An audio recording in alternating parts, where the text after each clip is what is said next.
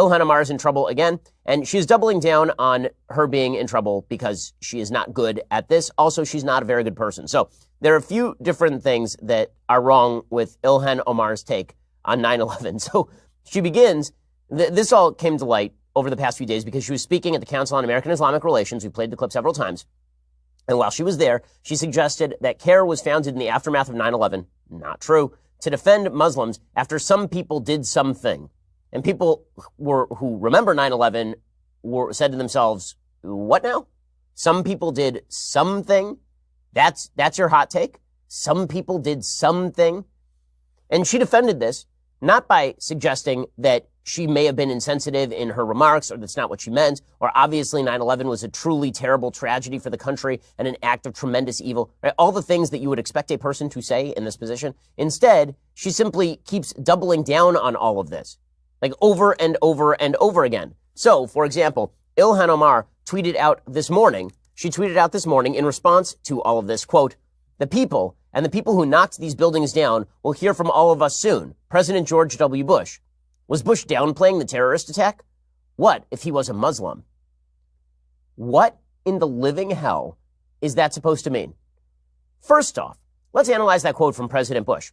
I remember him saying that. You remember him saying that, if you are older than 17 years old, because he was standing on the rubble of Ground Zero at the time with a bullhorn and explaining to people that the people who perpetrated the attack would soon be dead because we would be sending our soldiers overseas to kill them. That's what he meant by that. The people who knocked those buildings down will hear from all of us soon was not him saying we're going to call them and then have a nice conversation. That was not the idea. The idea was the evil people who knocked down these buildings are going to hear from us in the form of missiles. Was Bush downplaying the terrorist attack? No, you doof. He wasn't downplaying the terrorist attack. And I love her take. What if he was a Muslim? Right. The real victims of 9/11 were the Muslims, obviously. The real victims of 9/11 across the United States were Muslims. Now, I am old enough to remember all of this going down. And the media's chief concern, one of their chief concerns in the aftermath of 9/11 was the so-called Islamophobic backlash, which did not end up materializing. There's a lot of worry about Muslims being mistreated across the country. That did not end up materializing. And George W. Bush went out of his way over and over and over to separate Islam from the terrorists. I think he went overboard by characterizing Islam as a religion of peace, for example. I don't think he's an Islamic scholar, so I don't think that he had the expertise to do that. But he obviously was attempting to protect innocent Muslims from being lumped in with radical Muslims who had committed the terrorist atrocities. And yet Ilhan Omar continues with this narrative that Muslims were truly victimized on 9/11 as opposed to the people who were murdered in the 9/11 terror attacks. So you want to prove that you are sympathetic to the victims of 9/11, and your first response to all of this is to downplay 9/11 again by suggesting that that the real issue here is whether Bush was treated differently because he was not a Muslim guy. What in the living hell?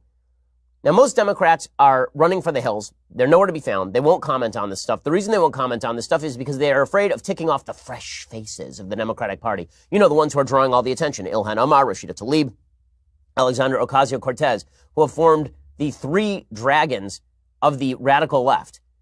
And most Democrats are refusing comment on this. They're running for the hills. They don't want anything to do with the comments, but they also don't want to tick off these three young women who are the new fresh faces, so fresh, so face of the Democratic Party. A couple exceptions. There is a top Democrat named Lugin who came out and said, yeah, this is not great stuff. This is, you know, she needs to do better than that. Those statements were not only hurtful to me, but extremely hurtful to everyone that was personally impacted by those terrorist attacks. No one should refer to what happened on 9/11 with terrorist attacks that killed thousands of Americans as something by some people. Okay, that person is the Assistant Speaker of the U.S. House of Representatives, Representative Ben Ray Lugin from New Mexico. Now, he is obviously right, but you're not hearing this overwhelmingly from the Democratic Party. Instead, what you're mostly hearing in the media is all of Ilhan Omar's radical friends, including anti-Semites like Rashida Tlaib and anti-Semite fellow travelers like AOC, come out and defend Ilhan Omar because they're the new diverse freshman class. Ooh! So here's Rashida Tlaib suggesting that the real problem here is that people don't like Ilhan Omar because she is a Somali woman of Muslim who is a Muslim. I'm not for policing people. You know, that's what they're doing to us women of color. I mean, think about it. This is a diverse class. They've never had two Muslim women. They've never had a Palestinian American. They've never had a woman that was a refugee. I mean, these are real life, impactful stories that come with us because our lens is so different. You know, this is not just about a Congress that looks differently, but we serve differently and we talk about these issues differently. But it's an institution that just is not ready for people like us. Oh, that's it. It must be the color of skin or the character of genitalia. It must be that you're a female or that you are Muslim or that you have a darker shade, a darker hue of skin color. It must be that, not the open anti-Semitism both you and Ilhan Omar repeatedly engage in. It can't be that Omar is a radical on foreign policy, which she is. Muslim or not, she is a radical on foreign policy. I will show you the evidence of this in just 1 second. But it must be that the criticism is all related to race. Now, weird, because there are other Muslims in the U.S. Congress, and they don't receive this kind of criticism because they don't say this kind of crap. There are other black people. There are other people who are of brown hue in the U.S. Congress who do not receive this kind of blowback because they're not routinely saying things that are disgusting in public. But it must be racism and sexism and bigotry and homophobia and all the rest. Leading this charge, of course, is AOC, who spends every waking moment trying to defend idiocy by suggesting that opponents of idiocy are actually opponents of minorities. Here she is saying the same thing. She says that criticism of Ilhan Omar, if you critique Ilhan Omar, you're inciting people to racist violence. And then Ilhan Omar said the exact same thing. To elicit such an image for such a transparently and politically motivated attack on Ilhan, we are getting to the level where this is an incitement of violence against progressive women of color. And if they can't figure out how to get it back to policy, we need to call it out for what it is, because this is not normal, and this is not a normal level of political debate or rhetoric. It's incitement. It's incitement against women of color. Incitement, really. So the rule now is that if you criticize a member of Congress who happens to be a woman of color, it's incitement. And this is the speech is violence nonsense that you see on college campuses, where people like me go to speak on college campuses, or Michael Knowles goes and speaks on a college campus, and suddenly people are popping up and actually attempting violence because speech, after all, is violence. If the new standard is that harshly critiquing somebody is incitement to violence, then you know who's going to be responsible for violence? Ilhan Omar. Not 2 weeks ago, she suggested that Donald Trump was not a human. She said Barack Obama was a human, but Donald Trump is not a human. Which is worse, saying that Ilhan Omar said a terrible thing about 9/11, or that she downplayed 9/11, and that she said terrible things about America repeatedly?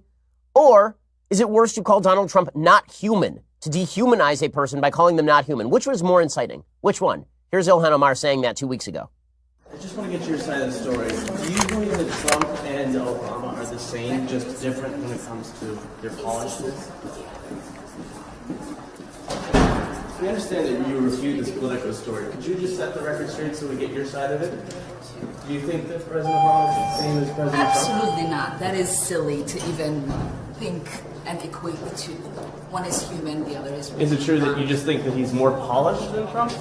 One is human, the other is not. Okay, which one is more inciting? That, or people pointing out that Ilhan Omar's comments about 9/11 were, at best, insensitive? At best.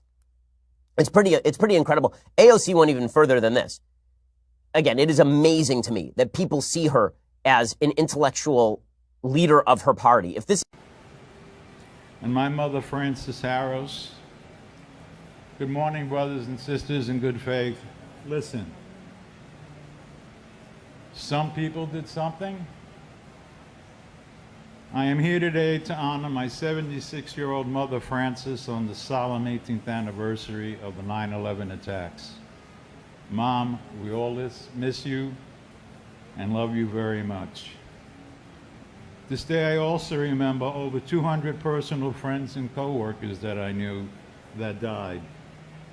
I remember Virginia Fox, Warren Grifka, and Lou Avasano.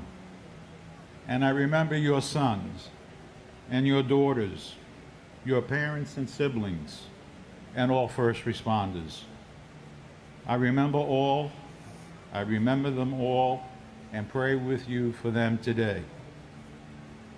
Some people did something, said a freshman congresswoman from Minnesota, to support and justify the creation of CARE.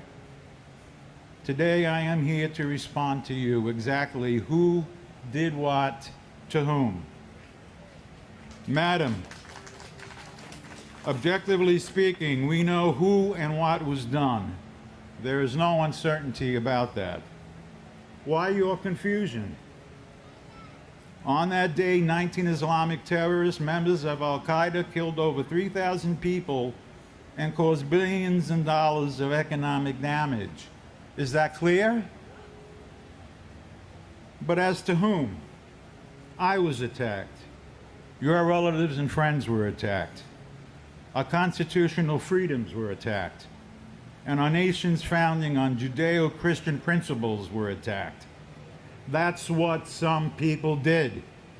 Got that now? We are here today, Congresswoman, to tell you and the squad just who did what to whom. Show respect in honoring them, please. American patriotism in your position demand it. For God and country, amen.